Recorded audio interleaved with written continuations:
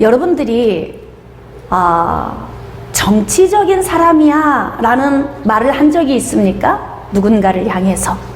또 누군가가 여러분을 향해서 당신은 정치적인 사람입니다, 이렇게 말한 적이 있습니까?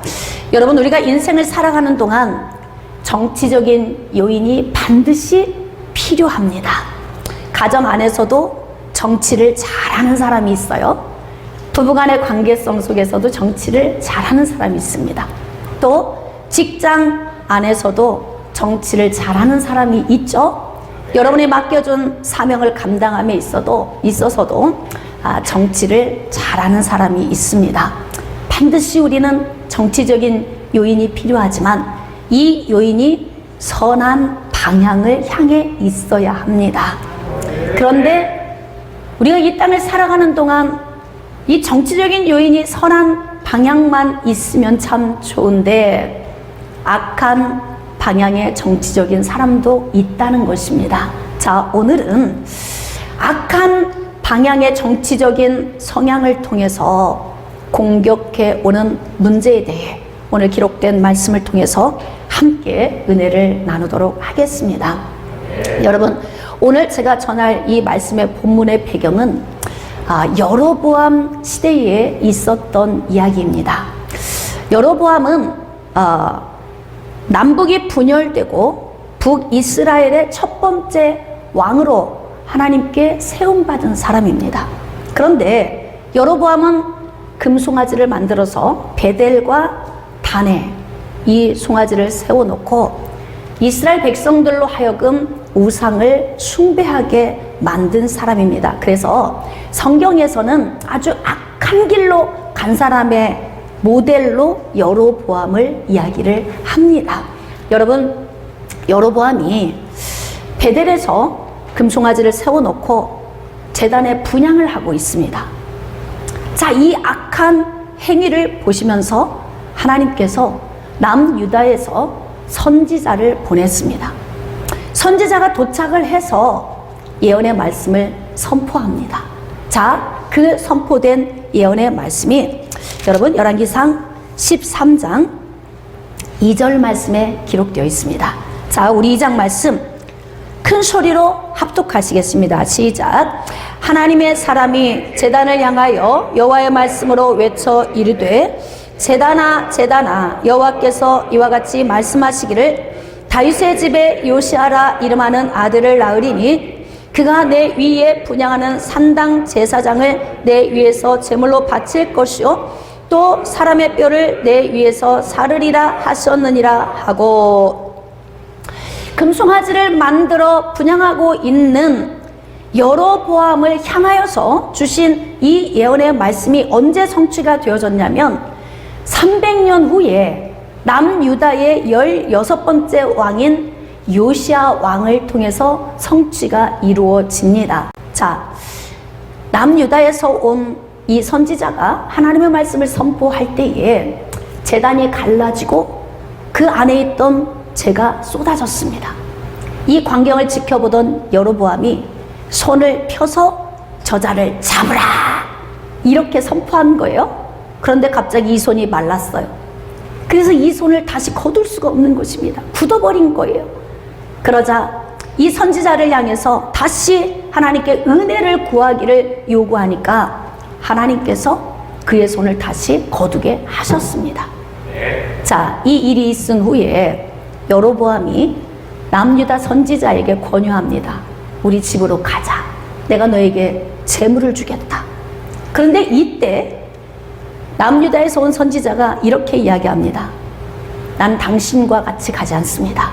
왜냐하면 하나님께서 내가 출발해서 올 때에 말씀을 주셨는데 떡도 먹지 말고 물도 마시지 말고 왔던 길로 다시 되돌아가지도 말라고 하셨기 때문에 나는 이 자리에서 바로 떠날 것입니다. 그렇게 하고 이 남유다 선지자가 일어나서 떠난 거예요.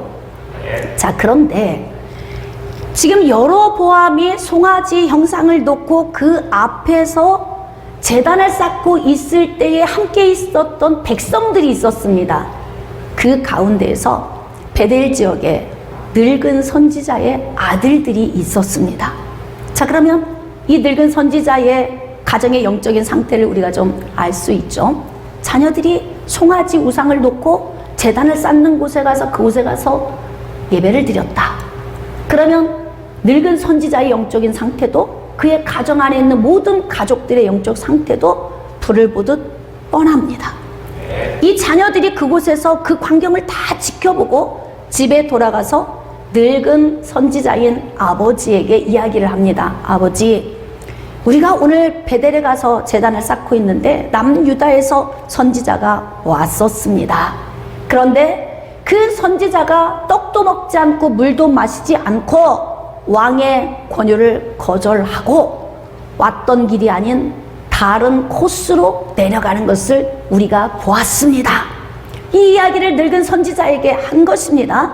자, 그런데 늙은 선지자가 갑자기 벌떡 일어나더니 나귀 한 장을 지우고 이 사람을 뒤쫓아가는 거예요. 자, 그래서 뒤쫓아가서 상수리 나무 아래에서 휴식하고 있는 남유다 선지자를 만났습니다.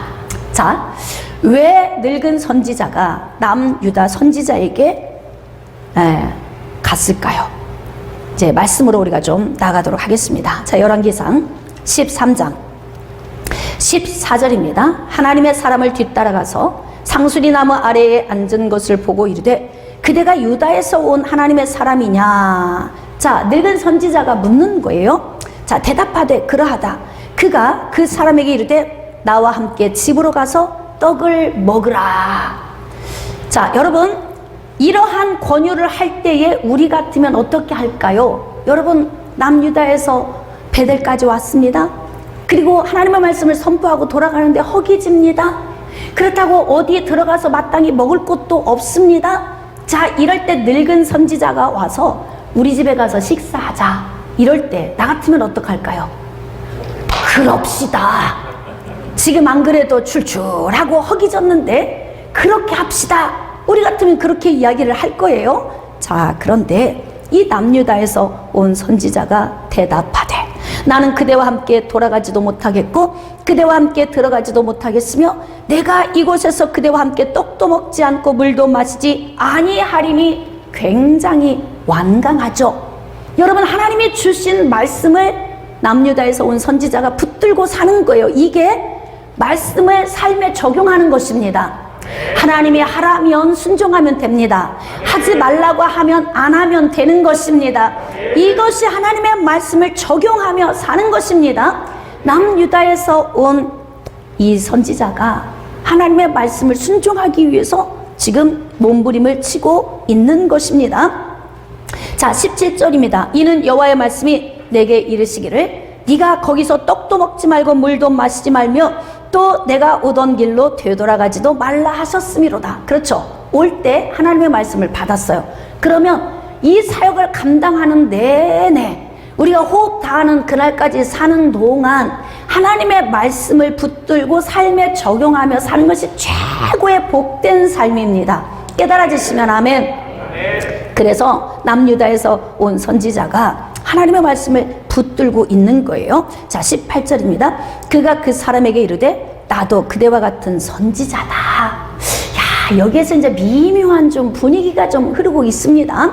여러분, 사람이 다 같지 않습니다.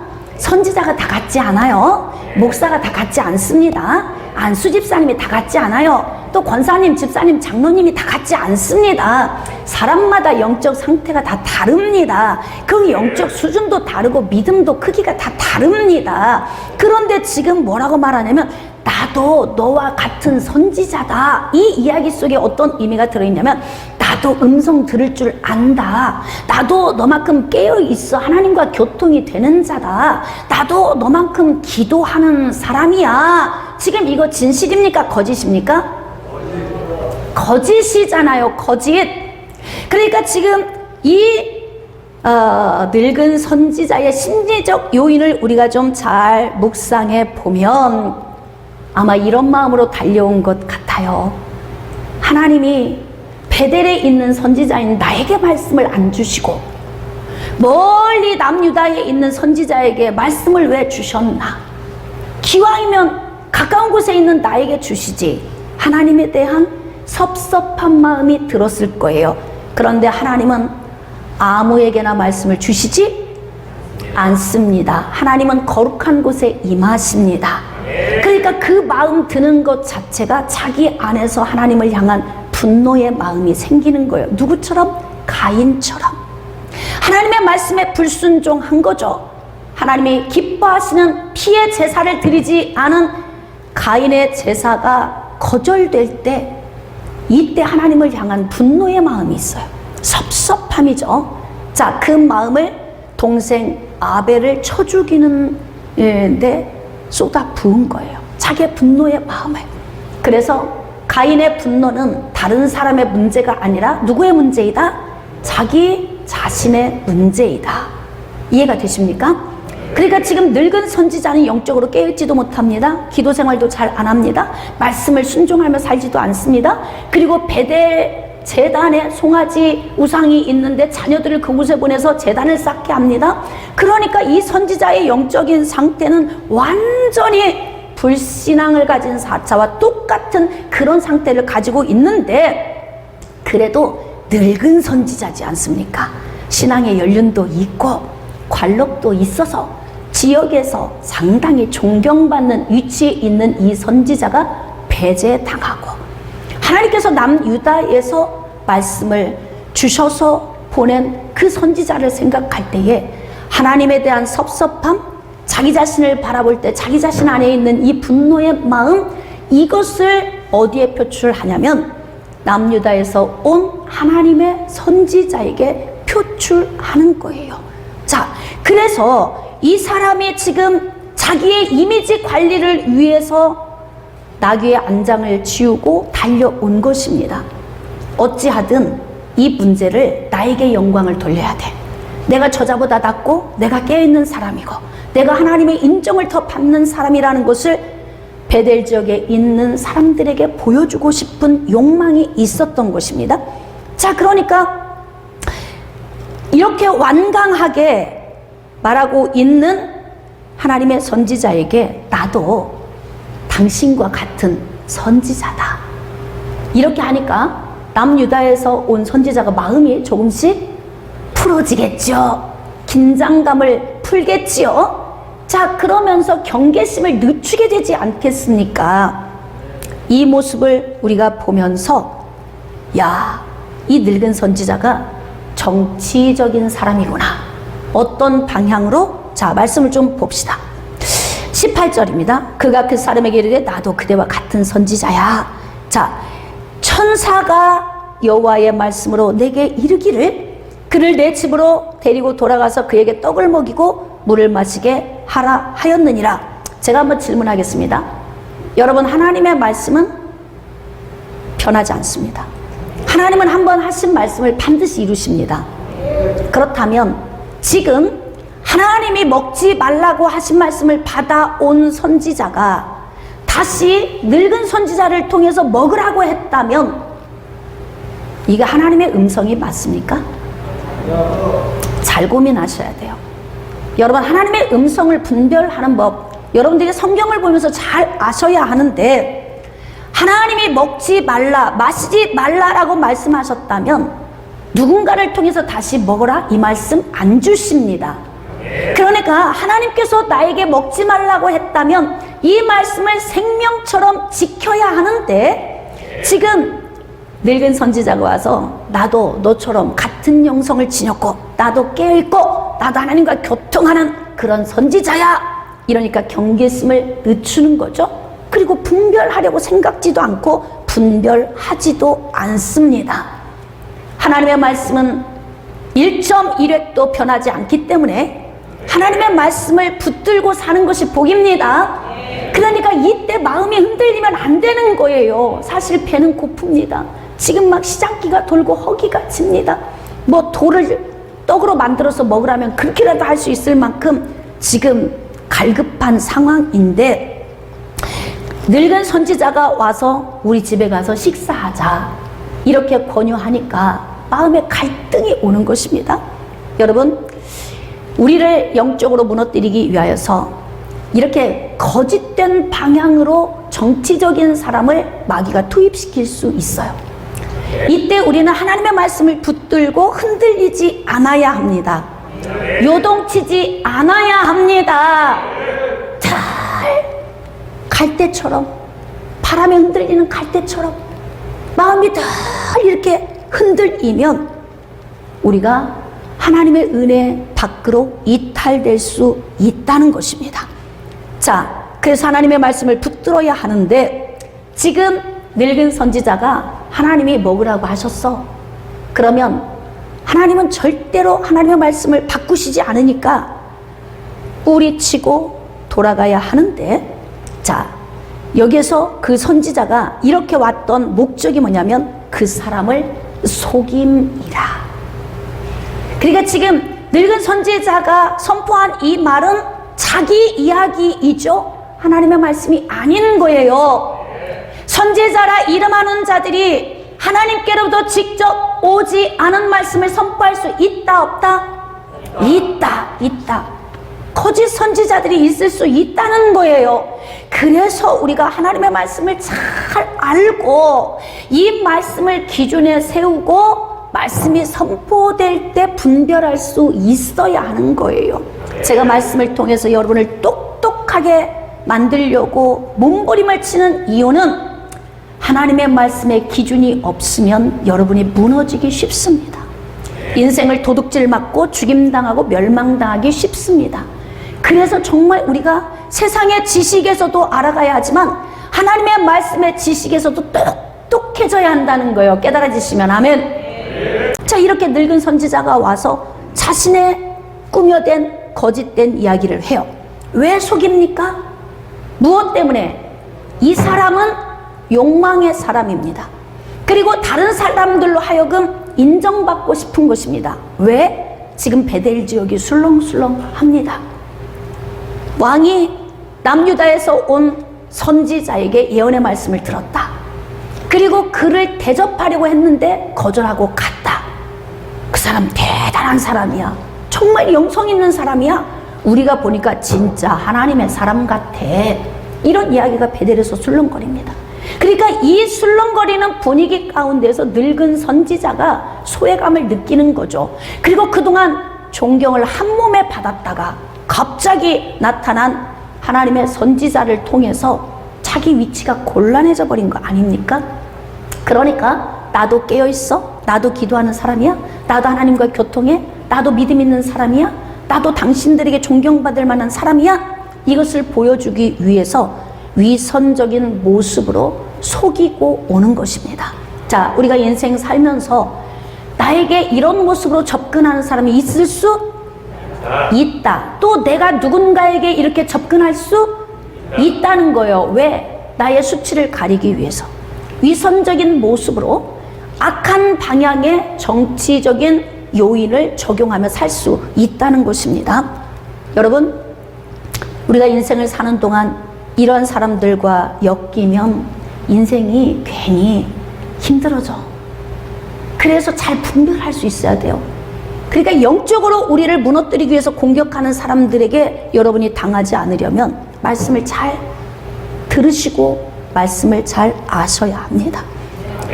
자, 그런데 19절입니다. 이에 그 사람이 그와 함께 돌아가서 어쩌나 그의 집에서 떡을 먹으며 물을 마시니라.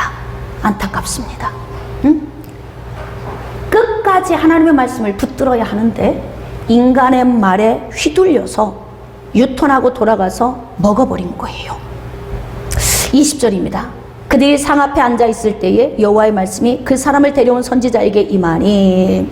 자, 지금 식사를 하고 있는데 하나님께서 늙은 선지자에게 예언의 말씀을 주시는 거예요. 자, 그가 유다에서부터 온 하나님의 사람을 향하여 외칩니다. 여호와의 말씀에 네가 여호와의 말씀을 어기며 내 하나님 여호와께서 내게 내리신 명령을 지키지 않고 돌아와서 여호와가 너더러 떡도 먹지 말고 물도 마시지 말라 하신 곳에서 떡을 먹고 물을 마셨으니 내 시체가 내 조상들의 묘실에 들어가지 못하리라 하셨느니라 하니라. 여러분, 이 성경 말씀을 읽을 때 여러분은 무엇을 깨달았습니까? 위선적인 사람들이 주변에 있으면 굉장히 혼란스럽고 헷갈립니다. 하나님께서 먹으라고 했다고 해서 따라왔는데 지금 또 하나님의 말씀이 너 먹지 말라고 한 거 먹었으니까 너 반드시 죽어. 헷갈리잖아요. 뭐가 맞는 말이야 도대체? 여러분, 하나님의 선지자는 입에서 나온 말씀을 선포할 때 하나님께 받아서 선포하기 때문에 말씀이 일관됩니다. 말씀이 일관됩니다. 그런데 지금 늙은 선지자가 선포하는 이 말이 일관되지 않죠? 아까는 자기 말이었고 지금은 하나님의 말씀이에요. 안 맞잖아요. 누가 거짓말을 하고 있는 거예요? 이거 분별할 수 있어야 하지 않습니까? 그런데 아주 희한한 미소를 지으면서 너는 죽었어. 이렇게 이야기하는 거예요. 감히 네가 내 구역에 와서 내가 존경받고 인정받고 있는 이 구역에 와서 네가 영적으로 잘난 체하고 가는 거야? 내가 그 꼴을 어떻게 봐? 하나님, 베델이라고 하는 이 지역에 살고 있는, 가까운 곳에 살고 있는 저도 있는데 왜 저를 안 쓰시는 거예요? 이렇게 생각하는 거죠. 그래서 이 사람이 온전히 돌아가는 것을 볼 수가 없는 것입니다. 이렇게 악한 동기의 마음이 사람 안에 있을 수 있습니다. 욕망의 사람입니다. 자기 자신이 존경받아야 합니다. 그런데 베델 지역에서 남유다에서 온 선지자의 이야기가 막 난무한 거예요. 하나님의 말씀을 들고 와서 이런 말씀을 선포했다. 이렇게 술렁거리니까 괴로워서 견딜 수가 없는 것입니다. 그러니까 이 사람이 지금 악한 방향으로 정치하고 있는 것입니다. 그래서 자기 위선적인 모습을 덮으려고 하는 거예요. 남유다에서 온 선지자가 그 집에서 떠나가는데 길에서 사자를 만나서 죽은 거예요. 자, 그런데 좀 이상한 일들이 벌어집니다. 자, 25절. 지나가는 사람들이 길에 버린 시체와 그 시체 곁에 선 사자를 보고 늙은 선지자가 사는 성읍에 가서 말한지라. 지금 분위기가 늙은 선지자 중심으로 오고 있죠. 사람들의 시선이. 자, 저기 남유다에서 온 선지자가 와서 예언의 말씀을 선포했더니 남유다에서 온 선지자에게 시선이 쫙 몰렸어요. 자, 그러더니 갑자기 시선이 누구에게 왔냐면 늙은 선지자에게 시선이 온 거예요. 사람들이 이 사람이 죽으니까 늙은 선지자에게 온 것입니다. 그러니까 사람들의 마음에 어떤 마음이냐면 왜 하나님의 선지자가 왜 죽지? 저 사람이 진짜 하나님의 선지자라면 왜 저런 불행한 문제를 만났지? 이해가 잘 안 되는 거예요. 그러니까 아하, 역시 늙은 선지자가 참 선지자였구나. 이들도 헷갈려. 어느 것이 옳은지 잘 모르는 거예요. 자, 이때 이 늙은 선지자가 정치하는 모습을 좀 한번 봅시다. 26절입니다. 그 사람을 길에서 데리고 돌아간 선지자가 듣고 말하되 이는 여호와의 말씀을 어긴 하나님의 사람이로다. 자, 여호와의 말씀을 어긴 하나님의 사람이로다. 속 울렁거립니까? 이런 사람 옆에 있으면 헷갈립니다. 그냥 인생이 괜히 힘듭니다. 지금 자신이 남유다에서 온 선지자를 거짓으로 꿰어서 먹게 만들었으니까 누가 죽인 거예요? 늙은 선지자가 죽인 거잖아요. 그런데 지금 여호와의 말씀을 어긴 선지자다. 자, 여호와께서 그에게 하신 말씀과 같이 여호와께서 그를 사자에게 넘기셨다. 밥을 먹을 때 하나님께서 늙은 선지자에게 주셨던 그 말씀이 성취되었다. 그러니까 나도 하나님의 음성을 듣는 자이다. 나도 예언을 받은 자야. 나도 깨어있는 자이고 나도 하나님과 교통하며 나도 기도하는 사람이다. 지금 이들 앞에 이렇게 이야기하고 있는 것입니다. 길에서 남유다에서 온 선지자는 사자에 물려 죽었습니다. 그리고 길에 지금 엎드러져 있습니다. 그런데 이 선지자는 희한한 미소를 띱니다. 그러면 그렇지. 네가 내 영역에 와서 나를 곤경에 빠뜨려? 그럴 수 없지. 내가 너를 그냥 돌려보내지 않아. 그리고 정치적인 행동을 하는데 마치 이 문제가 누구의 문제인 것처럼 풀어나갑니까? 하나님의 선지자, 유다에서 온 선지자의 문제인 것처럼 풀어가잖아요. 물론 하나님의 말씀을 어기고 불순종했던 이 유다 선지자의 문제이기도 하지만 그렇게 될 수밖에 없도록 앞에서 미혹했던 늙은 선지자가 악한 사람입니다. 이렇게 악한 방향으로 정치적인 사람, 이런 사람이 내 주변에 있으면 이렇게 유다에서 온 선지자처럼 이런 문제 만날 수 있습니다. 자, 그래서 하나님이 하신 말씀과 같이 하나님이 이렇게 사자에게 넘기셨다, 이렇게 능청스럽게 이야기를 하는 거죠. 그러니까 내가 원하는 대로 내 뜻대로 일이 잘 풀어지고 있어. 그렇지, 나는 베델에서 존경받는 사람이야. 지금 자기 자신 스스로 위안을 하고 있겠죠. 자, 그래서 베델 사람들의 이야기를 듣고 사자가 물은 자리로 간 거예요. 자, 그곳에 가서 29절입니다. 늙은 선지자가 하나님의 사람의 시체를 들어 나귀에 실어가지고 돌아와 자기 성읍으로 들어가서 슬피 울며 장사하되. 답답하죠. 물 없이 고구마 먹은 것 같은 느낌 뭡니까? 우리 지금 성경 통독하고 있는데 여기 읽으면서 여러분 지나갈 때 어떤 느낌이셨어요? 어머, 목사님 그런 내용이셨더래요. 그냥 우리는 모르고 그냥 읽고 지나갔는데 여러분 이렇게 생각하실 수 있어요? 얼마나 능청스러운지 실어 가지고 가서 통곡하며 웁니다. 정치질을 하고 있는 거죠. 여러분, 자칫 잘못하면 이런 사람들에게 휘말리기 쉽습니다.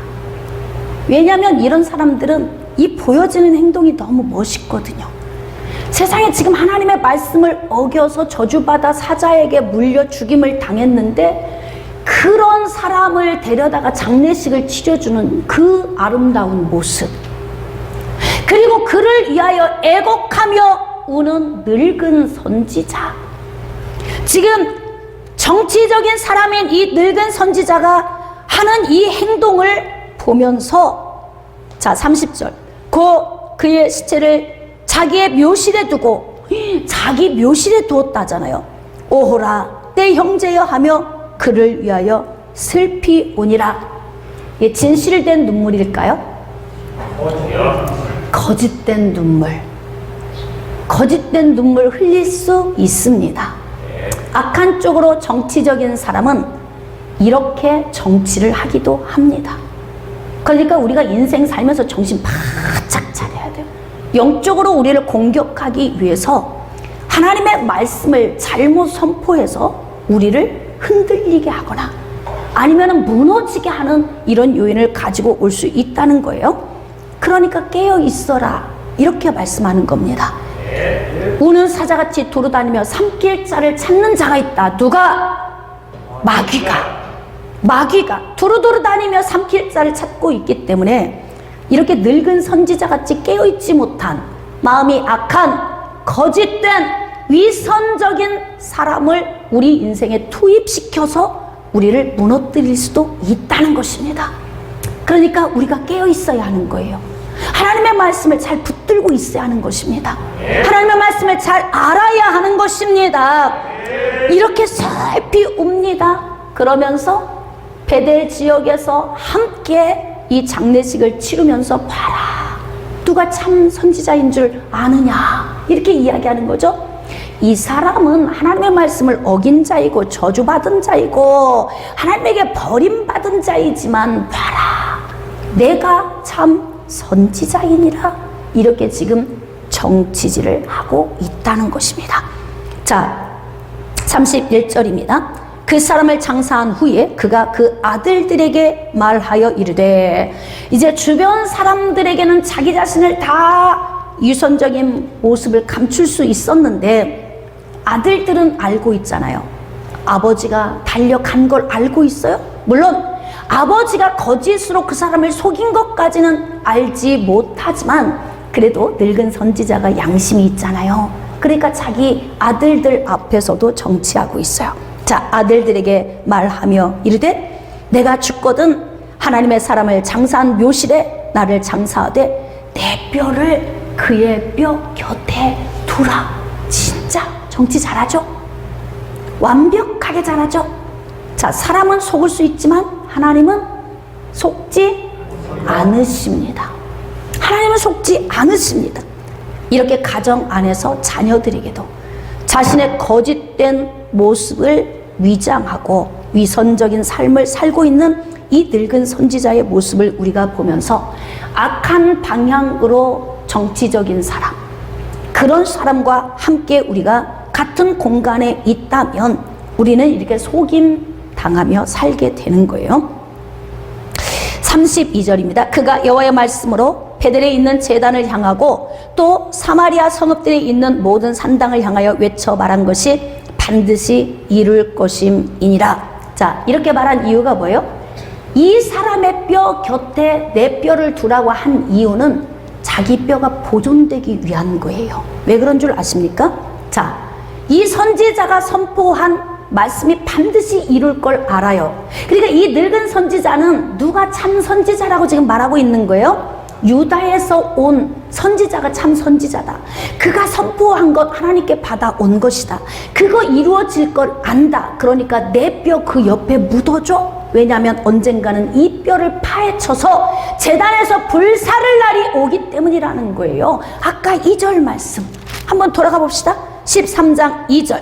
하나님의 사람이 제단을 향하여 여호와의 말씀으로 외쳐 이르되 제단아 제단아 여호와께서 이와 같이 말씀하시기를 다윗의 집에 요시아라 이름하는 아들을 낳으리니. 자, 남유다의 16번째 왕 요시아가 지금 여로보암 이후 300년 후에 이 일을 성취합니다. 그런데 자, 그가 내 위에 분향하는 산당 제사장을 내 위에서 제물로 바칠 것이요.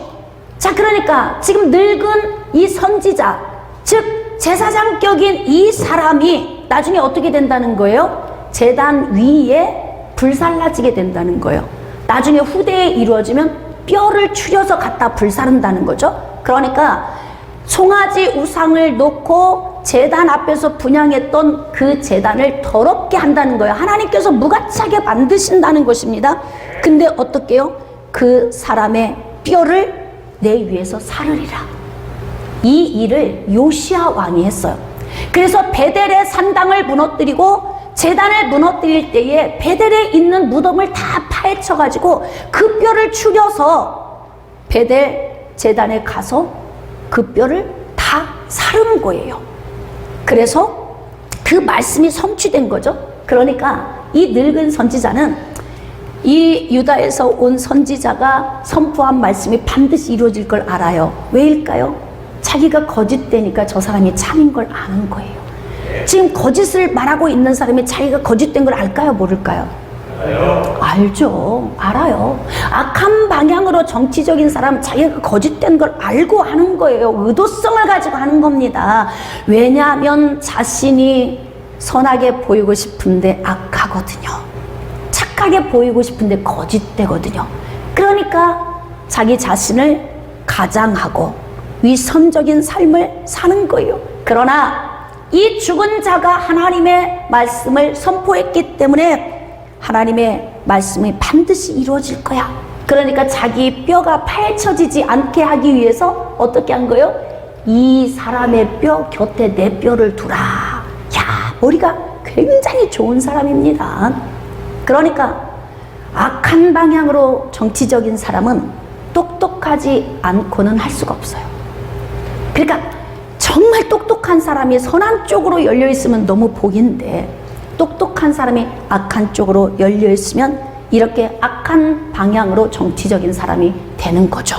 여러분, 악한 사람이 우리에게 다가와서 정치적인 요인을 적용할 때 우리가 하나님의 말씀을 붙들고 절대 흔들림 없는 신앙을 소유해야 합니다. 자, 그렇다면 우리 인생의 삶에 이렇게 악한 정치적인 요인만 적용하며 사는가? 그렇지 않습니다.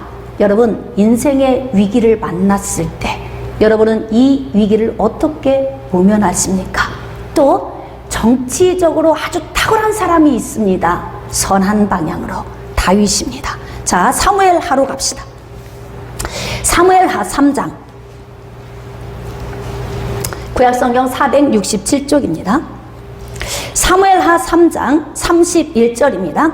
다윗이 요압과 및 자기와 함께 있는 모든 백성에게 이르되 너희는 옷을 찢고 굵은 배를 띠고 아브넬 앞에서 애도하라. 자, 다윗 왕이 상여를 따라가. 지금 상여를 따라가면서 옷을 찢고 굵은 배를 띠고 아브넬 앞에서 애도하라고 백성들에게 주문하고 있습니다. 그러면 아브넬이 누구인지 좀 알아야 하겠죠. 여러분, 다윗을 죽이기 위해서 오랜 세월 동안 뒤를 쫓아다닌 사람이 있어요. 누구예요? 사울왕입니다. 사울왕. 근데 사울왕의 군대 장관으로서 사울과 함께 다윗을 쫓아다닌 사람이 있는데 그 사람이 아브넬입니다. 아브넬이 사울이 죽고 난 후에 사울의 아들 이스보셋을 이스라엘 왕으로 추대해서 세웠어요. 힘을 실어준 거죠. 자, 그런데 아브넬이 사울 왕의 첩과 통관을 하게 된 거예요. 이 사실을 알고 이스보셋이 자기 아버지의 첩과 통관한 아브넬을 꾸중한 것입니다. 그러니까 아브넬이 기분이 나쁜 거예요. 내가 왕을 추대해서 세웠는데, 내가 힘을 실어줬는데, 그까지 그 첩 하나 내가 범했다고 감히 나를 이렇게 된 거예요. 그러니까 아브넬이 이스보셋을 배신한 겁니다. 그리고 다윗에게 찾아간 거예요. 폐하, 지금 남유다 왕으로 계시는 것으로는 족하지 않습니다. 폐하께서 이제 전체 하나님의 백성들을 다스릴 왕 위에 오르셔야 합니다. 제가 북이스라엘 사람들을 그들의 마음을 다 가지고 와서 왕께 돌려드리겠나이다. 다윗의 입장에서는 사실 기분 좋은 이야기예요. 그렇죠? 물론 아브넬이 하지 않아도 누가 하십니까? 하나님이 하시죠. 왜냐하면 다윗은 이미 하나님이 다 예정해 놓은 사람이기 때문에 그렇습니다. 그러니까 뭐 아브넬이 하지 않는다고 해도 아쉬울 건 없어요. 하나님이 하실 것이기 때문에. 그러나 어쨌든 지금 북이스라엘 사람들의 마음을 다 가지고 와서 나에게 돌려주겠다고 하니까 기분이 너무 좋았던 거예요.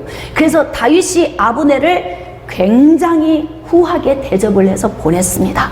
자, 그런데 전쟁을 치르고 돌아온 다윗의 군대 장관 요압이 그 소식을 들은 거예요. 요압과 아브넬은 원수지간입니다. 그러니까 우리가 인생의 삶을 살 때 이렇게 사람끼리 미묘하게 이렇게 엮여 있어요. 그러니까 다윗이 좀 신중하게 행동을 했어야 하는데 자신을 위하여 평생 군대 장관으로 섬겼던 요압의 원수인 아브넬을 후대에서 보냈다는 이야기를 듣고 요압이 마음이 상했습니다. 그러니까 요압이 뒤쫓아 가서 아브넬을 죽인 거예요. 자, 갑자기 왕을 만나고 돌아갔는데 아브넬이 죽었어요. 누가 죽인 거예요? 추론해 봅시다. 누가 죽인 거예요? 자, 사람들은 이 과정을 잘 몰라. 요압이 죽인 줄도 잘 몰라요. 지금 다윗 왕을 만나서 후하게 대접받고 돌아갔는데 죽었어. 누가 죽인 것처럼 느껴질까요? 그렇죠. 다윗이 죽인 것처럼 느껴지는 거예요. 그러니까 갑자기 이 사건을 놓고 성읍이 술렁술렁합니다. 아니, 폐하께서 아브넬을 후하게 대접해 보냈는데 그게 거짓이었나 봐. 그리고 그를 죽였어. 왜? 사실은 가까운 사람이 아니에요. 아브넬과는 먼 사람이죠. 왜? 사울의 군대 장관이고 자기를 죽이기 위해서 평생 쫓아다닌 사람이니까 원수와 다름없는 사람 아닙니까? 그러니까 겉으로는 후하게 좋은 척 대접해 보냈지만 속으로는 미웠을 거야. 그래서 아마 다윗 왕이 쳐 죽였을 거야. 이렇게 소문이 막 도는데 이 소식이 다윗의 귀에 들리는 거예요. 이 소문이 들리니까 다윗이 얼마나 마음이 아프겠어요? 여러분, 제가 목회를 하면서 참 힘들 때가 있어요. 언제인 줄 아십니까? 제가 우리 아이들에게도 가끔 대화를 하면서 이런 이야기를 하죠. 엄마가 너무 힘들다. 왜냐하면 나의 나됨을 성도들이 모를 때가 내가 가장 힘들다. 이 이야기를 제가 우리 아이들하고 할 때가 있어요. 왜냐하면 제가 성도들과 통화하는 거 다 애들은 다 알고 있잖아. 저하고 같이 있으면서 애들이 이런 이야기를 해요. 엄마, 어른들이 유치원생 같아. 왜냐면 제가 막 다독이고 달래고 뭐 얼르고 하면서 막 전화통화하는 걸 애들은 다 듣고 있잖아요. 애들 눈으로 볼 때에도 참 애들 같다. 그러니까 우린 나이만 먹은 거야. 나이만. 그리고 생각은 아이들에 머물러 있는 거예요. 그러니까 어린 애들이 봐도 애들 같다는 이야기죠. 제가 그럴 때는 이런 이야기를 하죠. 엄마, 목회가 진짜 힘들어 보이세요? 그럼 제가 이런 이야기 합니다. 난 다른 건 안 힘들어. 뭐가 힘든 줄 아니? 나의 나됨을 모를 때가 힘들어. 그러니까 제가 지금 다윗을 보면서 마음이 공감이 되는 거예요. 다윗 너무 힘들겠다. 여러분, 이런 문제 있을 때 여러분은 어떻게 해결하십니까? 자, 이때부터는 정치해야 합니다. 네? 내가 인생의 위기가 왔거나 어떤 문제에 봉착했을 때 이 문제에서 헤어나기 위해서 정치를 해야 하는 거예요. 여러분, 너무 정치를 할 줄 모르는 사람도 참 답답합니다. 가정 안에서 부부끼리도 정치 잘하는 부인은 사랑받습니다. 네? 오늘 가르쳐 드릴게. 귀를 쫑긋 세우고 들으세요. 울어, 그냥 울어. 그냥 남편 앞에서 울어, 많이. 그러면 남편 마음이 그냥 녹아요. 남자들은 눈물에 약하다잖아. 그러니까 대부분 남편의 사랑을 많이 받는 그 아내의 특징은 잘 운다. 여보, 미안해, 내가 잘못했어. 내 문제인 것 같아. 남편이 잘못했어도 내 문제인 것 같아. 그럼 남편이 자기 문제인 걸 알까요, 모를까요? 그럼 알죠. 여러분이 지금 알죠? 그러잖아요. 알고 말고 알지. 그런데 울면서 내 문제인 것 같아. 그럼 이뻐, 안 이뻐? 이뻐. 그러니까 사랑받는 거예요. 이것도 정치야. 깨달아지시면 아멘. 여러분, 부모가 자녀들 데리고 정치하죠? 아이들이 여러 명 있을 때 어떻게 이게 잘못하면 편애가 되고 자칫 잘못하면 형제간들에게 이게 사이를 끊어놓는 문제를 만들 수도 있어요. 그러니까 어떻게 합니까? 부모가 자녀에 대해서 정치를 잘해야 됩니다. 한 놈 이뻐해야지. 그러니까 막 그냥 은밀하게 둘이 있을 때만 나누는 거예요. 여럿이 있을 때는 표시 안 하고 있다가 깨달아지시면 아멘. 주인이 종을 다스릴 때도 정치를 잘해야 합니다. 그러니까 종들이 많을 때는 여럿 있을 때는 표시 안 하다가 하나씩 불러놓고 돈을 살짝 주면서 너만 준다? 응? 알았지? 너한테만 내가 이렇게 하는 거야. 어디 가서 절대 말하지 마. 이게 정치 아닙니까? 그러면 이 종은 어떻게 할까요? 아, 기분 좋은 정도가 아니라 목숨 걸지. 그럼 목숨 걸죠. 그렇게 모든 종에게 주인이 대하면 모든 종이 주인을 향해서 목숨을 거는 것입니다. 그러니까 정치가 제가 필요하다고 했어요. 인생 살면서 정치가 필요하다. 직장에서도 그렇고 가정에서도 교회 안에서도 삶 속에서 필요해요. 선한 방향으로 정치하면 이것이 우리 인생에 훨씬 유익이 됩니다. 다윗의 다윗됨을 알아주지 못하는 이 지금 성읍 사람들의 술렁거림이 너무 괴로웠을 것 같다. 그러니까 다윗이 고민을 하는 거예요. 그러면서 정치를 시작을 합니다. 어떻게? 사실은 그렇게 가깝지도 않고 마음에 애정도 없어요. 그런데도 지금 어떻게 하냐면 백성들에게 선포하는 거예요. 옷 찢고 굵은 배 입어. 그리고 어떻게? 애도해. 그러면서 다윗 왕이 상여를 따라가는 거예요. 자, 아브넬을 헤브론에 장사하고 아브넬의 무덤에서 왕이 소리 높여 울고 백성도 다 우니라. 아니, 백성들이 무슨 관계라서 울어요, 아브넬과. 왜 우는 거야 도대체? 왜 우는지 몰라. 그냥 왕이 통곡하고 우니까 그냥 막 같이 우는 거예요. 이게 이 분위기를 타는 거잖아, 이렇게 분위기를. 응? 그래서 다윗이 지금 이렇게 선한 방향으로 정치를 하면서 나의 나됨을 보여주기 위해서 몸부림을 치고 있는 것입니다. 왕이 아브넬을 위하여 애가를 지어 이르되, 또 얼마나 사랑한다고 애가까지 또 지어. 아브넬의 죽음이 어찌하여 미련한 자의 죽음과 같은고. 내 손이 결박되지 아니하였고 네 발이 착고에 채이지 아니하였거늘 불의한 자식 앞에 엎드려졌도다. 이 누구 이야기하는 거예요? 내가 죽인 거 아니야. 불의한 자식 요압, 저자가 죽인 건데. 그러니까 다윗이 지금 너무 괴로운 거예요. 자기 자신의 자신됨을 보여주고 싶은데 방법이 없어. 그러니까 나 말고 요압이야. 지금 간접적으로 애가를 지어서 막 부르는 거죠. 온 백성이 다시 슬퍼하며 우니라. 분위기 괜찮죠? 가만히 보니까 좀 잘 될 것 같은 분위기예요. 이 정치를 지금 잘하고 있는 거예요. 자, 35절. 석양의 뭇 백성이 나와 다윗에게 음식을 권하니 다윗이 맹세하여 이르되 만일 내가 해 지기 전에 떡이나 다른 모든 것을 맛보면 하나님이 내게 벌 위에 벌을 내리심이 마땅하니라 하매. 진짜 죽이고 싶은 사람이 죽었더라면 저렇게 안 할 텐데 그런 말이 나올 법한 행동을 하는 거예요. 사실 왕이 밥 먹는 게 뭔 문제예요? 그렇잖아요? 먹을 수 있어요. 배고프면 해가 질 때가 됐으면 식사해. 맞죠? 안 먹어요. 왜? 애도 하는 거죠. 아깝다. 마음 아프다. 이러면서 어떻게 하는 거예요? 제발 성읍 사람들아 나의 나됨을 좀 알아다오. 이렇게 몸부림치는 거예요. 그러니까 여러분 선한 방향으로 정치 잘하는 사람은요 인생이 확실히 순탄합니다. 그리고 백성들이 다 떠나고 왕좌가 위기가 올 수 있는 상황에서도 더 전진하며 갈 수 있어요. 깨달아지시면 아멘. 그러니까 지금 자기 자신의 자신됨을 보이기 위하여서 지금 선한 방향의 정치를 하고 있습니다. 36절입니다. 온 백성이 보고 기뻐하며 왕이 무슨 일을 하든지 무리가 다 기뻐함으로. 왠지 참 좋은 방향으로 일이 지금 잘 풀려가고 있죠. 다윗의 다윗됨을 보여주기 위해서 몸부림치는데 왠지 잘 될 것 같아. 자, 37절 우리 중요한 말씀 밑줄 긋고 큰 소리로 합독합시다. 시작. 이날에야 온 백성과 온 이스라엘이 넬의 아들 아브넬을 죽인 것이 왕이 한 것이 아닌 줄을 아느니라. 아멘. 할렐루야. 이거 이렇게 풀어가고 있는 거예요. 그러니까 내가 죽인 게 아니야 100번 말한다고 되겠어요?